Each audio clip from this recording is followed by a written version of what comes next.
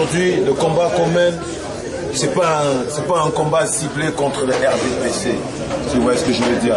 Le combat va voter, c'est un combat citoyen, c'est-à-dire que c'est quelque chose qui est une éducation à la culture électorale. Bon, maintenant, là où je m'inscris en faux, c'est de croire que le fait qu'on soit massivement inscrit sur les listes électorales joue le rôle du parti au pouvoir. Non, pas du tout. Je m'inscris totalement en faux.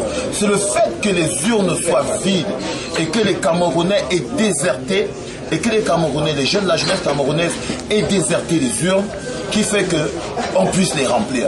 Si les urnes elles sont pleines, alors pour les remplir, ça pose un problème. C'est ça le problème aujourd'hui.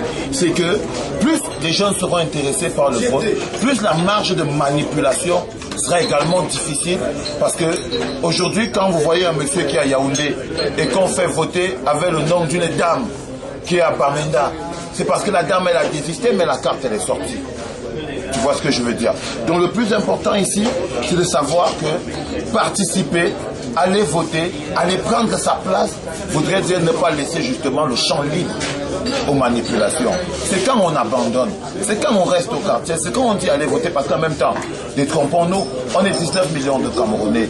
En 1982, en 2007, quand on avait les élections législatives et municipales couplées, c'était compliqué parce qu'on avait 2 millions d'électeurs sur 19 millions qu'on est.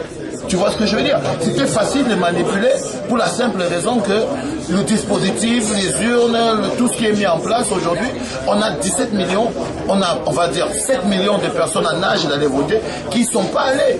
Alors le mec il gagne à 90% de 2 millions. Imagine-toi combien 90% de 2 millions font. Ça fait à peine 1,5 million. Tu vois ce que je veux dire? 1,5 million de personnes, ça veut dire qu'il y a 1,5 million de personnes qui gèrent la vie de l'ensemble des 19 millions. Tu vois? Parce que les 7 millions ont abandonné leur vie. Donc, plus on y va, plus on réduit la marge de manœuvre.